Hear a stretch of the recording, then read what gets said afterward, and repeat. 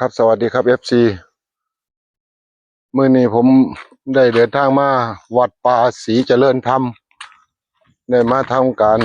ขอโชคขอลาภน้ำแม่นางตะเคียนกำลังเข้ามาเขตวัดครับผมเดี๋ยวสิพาเบิ่งบรรยากาศย่างเข้าไปอีกเลิกได้อครับไกลซ้ำตรงนี้เป็นเขตอย่างนี้เขตอภัยทานอยู่นี่อภัยทาน อภัยทานห้ามจับปลาห้ามฆ่าสัตว์ตัดชีวิตโอ้เพิ่นร่มรื่นขนาดเลยว่ะเย็นดีบรรยากาศเข้าทางโอ้เย็นถึงว่าแดดจ้าๆก็ยังเย็นบรรยากาศโอ้เพิ่นอยู่ในหุบเขาเลยตัวนี้นี่เขตอภัยทานโอ้ดีๆเด้อ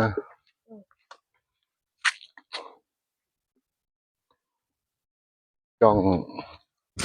นึกแค่โอ้โอ้เป็นห่วยเป็นห้องเพิ่นกั้นเข้ามาเพิ่นเป็นทางเข้ามาในหุบเขาพุ่นตัวนี่แหมมันเป็นที่หุบเขาเป็นที่อันนี้อย่างดีพุ่นตัวโอ้เพิ่นอยู่ทางโน้นพี่ไสเนาะบ้านนี้เนาะหมู่หนึงก็อยู่ทางหน้าพุ่นเหรออืมโอ้แสดงว่าราบรื่นเติบเด้อนี่เย็นเซยเลยว่ะโอ้เพิ่นออกไปจังไดเนาะบิณฑบาตไกลแท้โอ้ FC น่ามาเที่ยวมาชมขนาดเลยครับผมดูบรรยากาศเด้อบรรยากาศตอนนี้ย่างลงเขาแล้วพุ่นลงเนินเขาโอ้โอ้พุ่นชาวบ้านเพิ่นเฮ็ดอิหยังไว้อะเพิ่นเฮ็ดอิหยังอะเพิ่นสิกำลังสร้างศาลาอีกไว้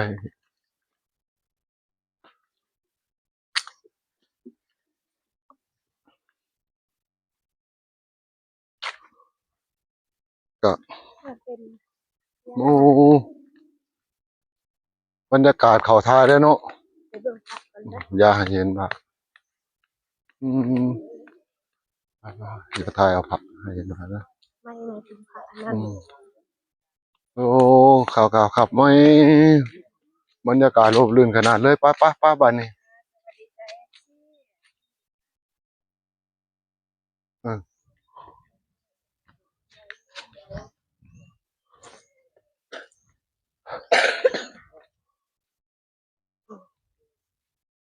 เดี๋ยวให้เพิ่นเปิดบุญเปิดหูเปิดตาให้มื้อนี้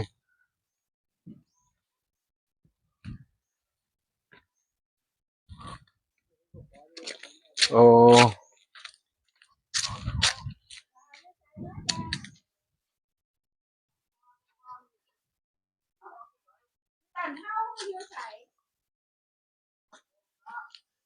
อาจารย์ลูกพี่อยู่กันนวลอยู่ยืมเพื่อกันนวลจ้าไปหาเราหมดเต้านี่ก็เห็นโอ้นี่โทรตามจ้าโอ้ฮอดหมองฮอดอันนี้เหรอตัวนี้นี่สถานที่เมืองโอ้สถานที่ไหมโอ้เข้าท่าใช่วะนี่เจ้าแม่ตะเคียนทองโอ้นี่เพิ่นเขียนไว้ว่าเจ้าแม่ตะเคียนทองครับเมือง FC ถูกเบิ่งเด้อนี่ตรงเพิ่นอยู่นั่งพื้นเลยนั่งพื้นเลยโอ้โหใหญ่ขนาดเนาะใหญ่เพิ่น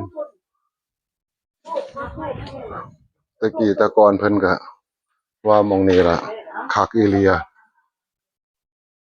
เอ้อ๋อแต่งขึ้นเดี๋ยวสิพาเพิ่นส่องเลขให้ FC เบิ่งน้ำขอนเบิ่งมีบ่น้ำแม่นางตะเคียนนี่อืมผู้ไหนผู้ไหนเข้าก็เข้ารถนั่งเลยนั่งทั้งเบิดนั่นล่ะในตอนนี้มันเป็นวูบวาบเบิดเลยคนไหนเข้าก็เข้ารถให้เพิ่นเลือกให้เพิ่นเลือกเลยไปจัดวางอยู่ในถุงเสียไปจัดอยู่ในถุงเสียนะโอ้นี่ลาบเรื่องขนาดเลยครับเบิ่งเด้อบัดนี้โอ้พี่น้อง น่าอัศจรรย์แท้เพิ่นสร้างเพิ่นสร้างเบิ่งงามขนาดเดี๋ยวเ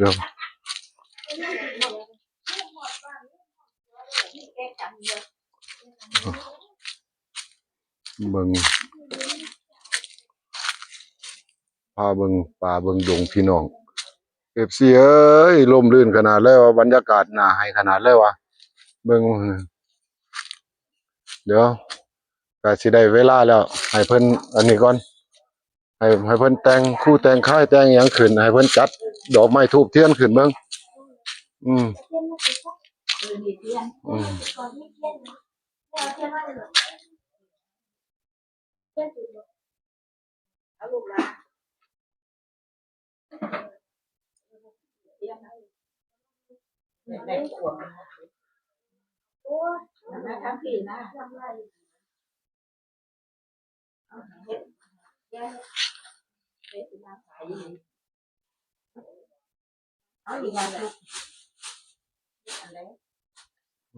หามุมดีๆก่อน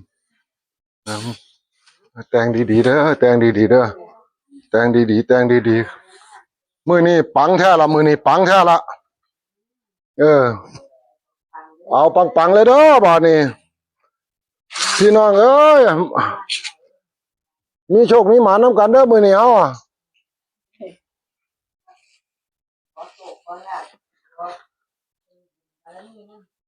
อืม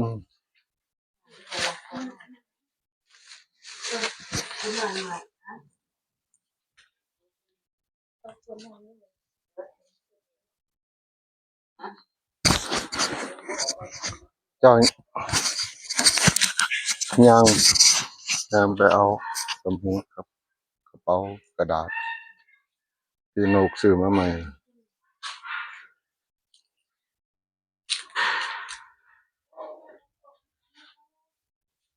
เอาโชคนำกันเด้อพี่น้องเอ้ยเอาโชคเอาหมานำกันเด้อเอาไว้ขึ้น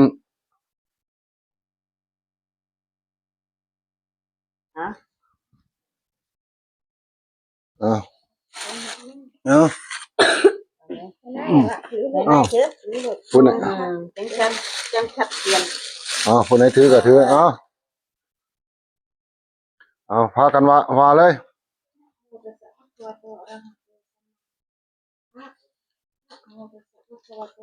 เด้อแม่นางตะเคียนเอ้ยลูกหลานถวาย3ล่างเรียกเอา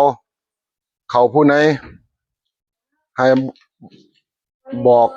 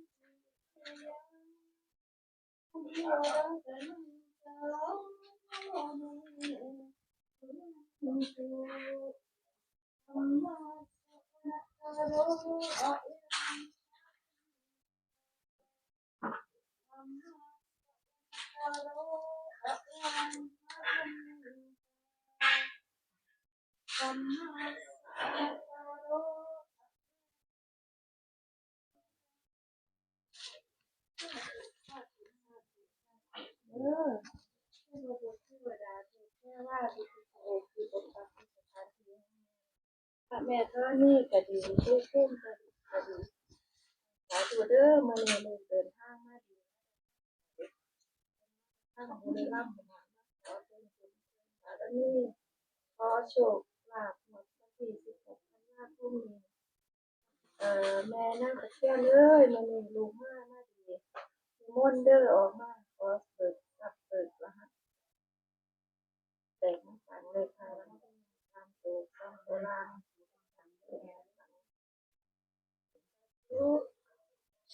นะโมตัสสะภะคะวะโตอะระหะโตสัมมาสัมพุทธัสสะนะโมตัสสะภะคะวะโตอะระหะโตสัมมาสัมพุทธัสสะนะโมตัสสะ สาธุพุทธัง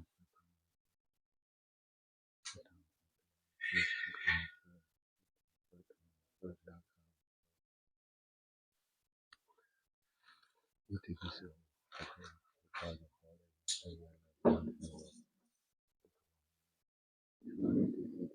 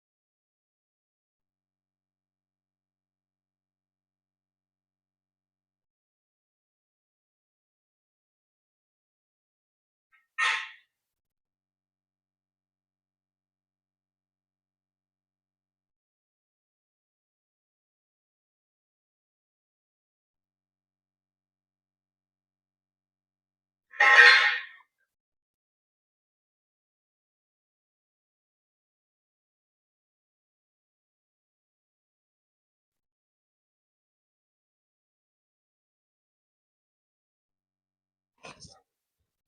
เอาบัดนี้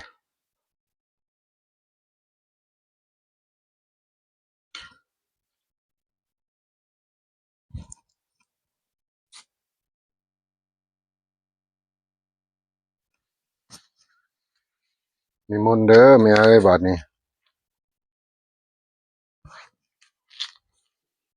ออกปากบอกคักๆเบิ่งดูอย่าให้ลูกให้หลานเขาได้อันนี้กัน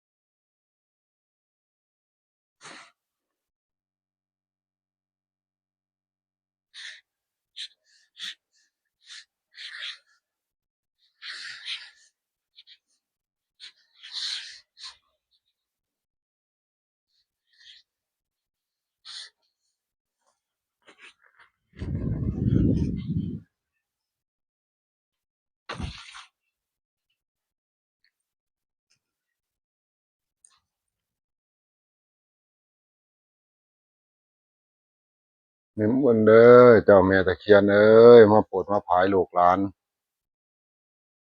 ลูกหลานเดินทางมาแตะไกลมาขอโชคขอลาภนำจงประทานมาสิประทับร่างไหนก็ประทับร่างประทับมานิมนต์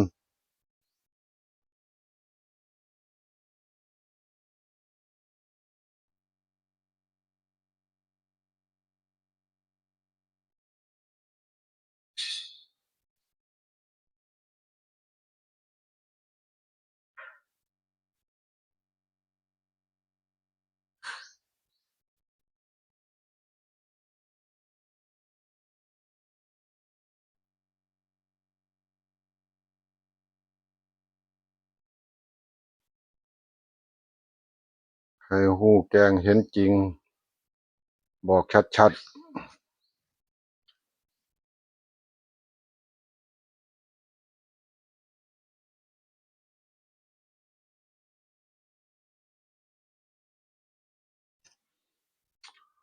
เปิดทรัพย์เปิดบุญเปิดอันนี้ขึ้นมาเบิ่งดู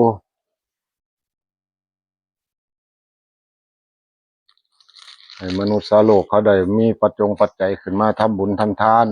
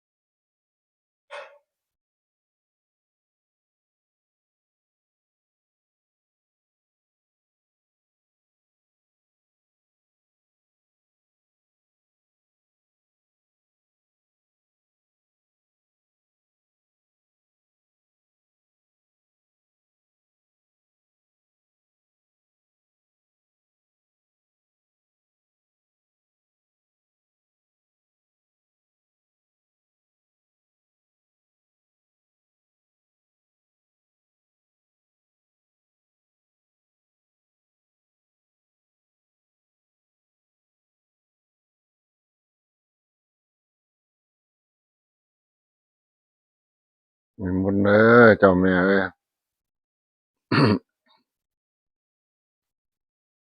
ลูกหลานคอยท่า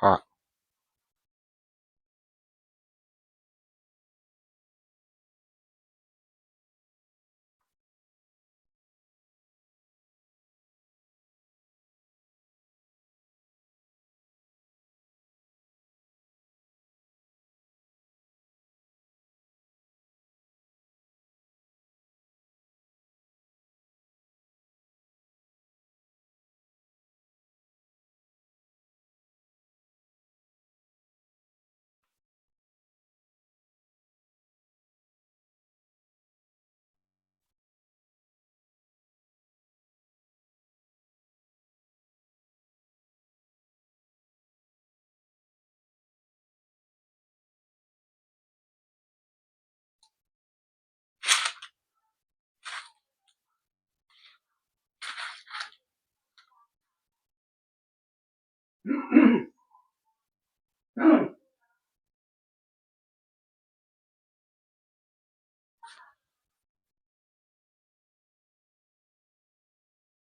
ะพอลงเลยเนี่ยพอลงเลยเนี่ยตายกันตายด้วย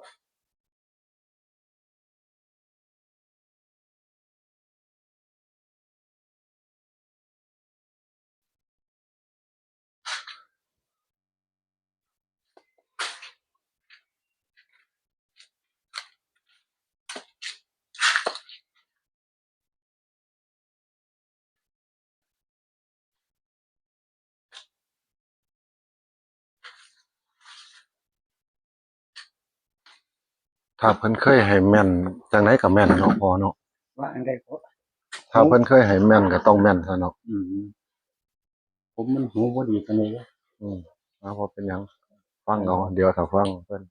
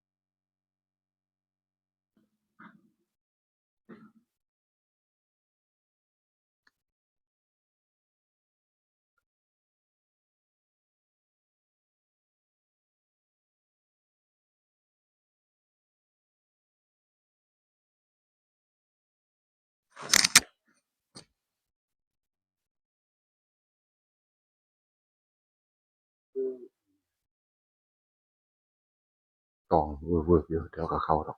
บ่โดนดอก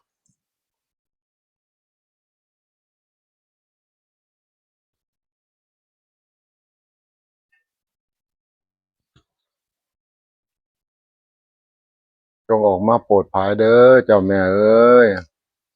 ลูกหลานมาอ้อนวอนขอทั้ง3นางเอาโลดน่ะ ทั้งสองนางแล้วก็กุมารน้อยองค์หนึ่งสิประทับกุมารกับประทับสองนางกับประทับจงบอกให้ลูกให้หลานได้ฮู้ได้เห็น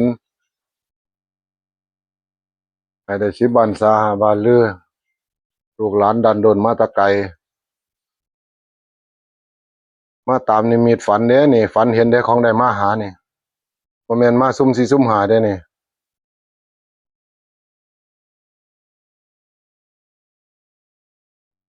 ไปเขานิมิตฝันเพิ่นเด้นี่ของจังได้มาหานี่มาฮอดมาถึงแล้วก็ออกมา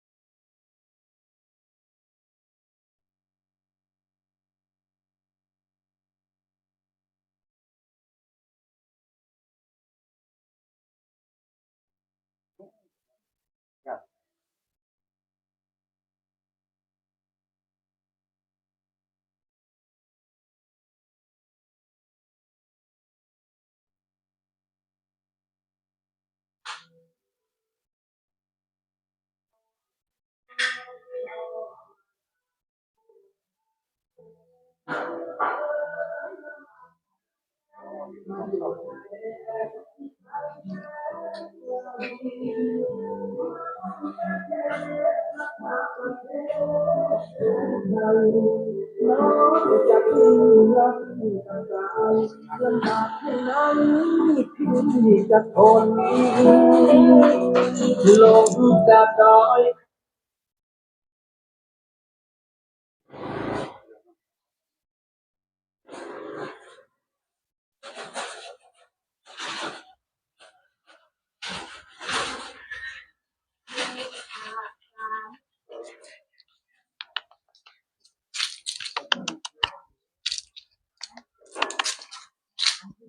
ใช้เข้าละติ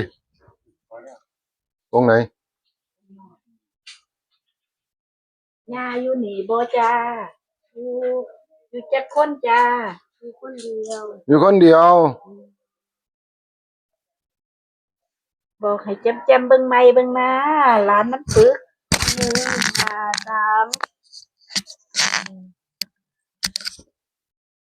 1 5 3 153 2ตัวเดียวงา2 ตัว 1 3 13นั่นนั่นอันนี้แข็งนั่นนั่น รู้สึกแล้วติ รู้สึกว่าติ ยาอยู่นี่โดนไปจ้าดูโดนแล้วยาซื้อว่าจังไดซื้อทองยาทองยากระทุมทองติกระทุมทองบ่จ้าซื้อกระทุมทองแม่นบ่แม่นยาอยากได้หยังบ่ขาดเหลืออันใดแนวใดบ่อืมอัน บอกให้ได้ชัดเจนเขียนเด้อ มื้อนี้เพิ่นเดินทางมาแต่บุรีรัมย์เด้ยามาเพิ่งบุญเพิ่งบารมีเพิ่นของวดวันที่16ธันวาคมนี้คันได้นั่นสิเบิ่งชุดไพ่สีทองมาให้งานสอบบ่ชอบสีทองหรือสีเขียว สีทองสีทองเนาะให้เพิ่นได้เนาะเพิ่นมา FC มานำให้เพิ่นวิทย์ทุกข์วิทย์ยากเด้อยาเด้อสถานแห่งนี้คันได้ก็ให้นำเพิ่นมาให้เพิ่นมาเฮ็ดมาสร้างมาซอยช่วยบูรณะขาดเหลืออันใดแนวใดมาเพิ่งพานี่ล่ะยามีหูทิพย์ตาทิพย์สามารถส่องเห็น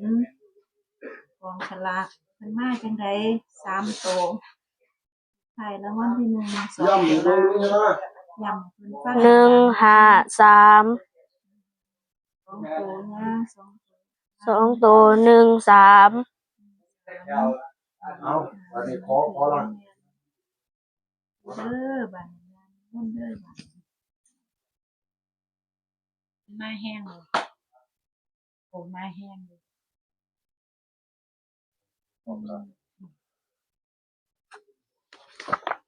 แม่ครับผมไม้แห้งอยู่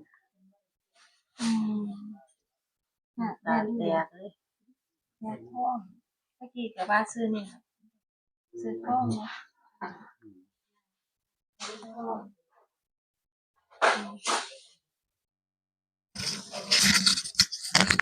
ใกล้ท้อง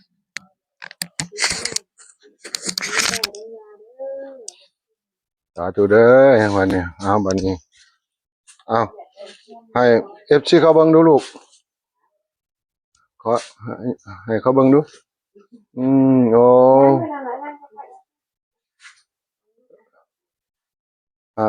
ชัดเจนอยู่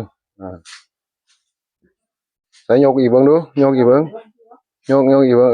ชัดบ่ชัดบ่โอเคบาดนี้เด้อบาดนี้ขอให้ได้อำลาพระจากอย่าลืมกดไลค์กดแชร์เป็นกำลังใจให้อาจารย์ออดพาเฮงโดวยเด้อครับสาธุ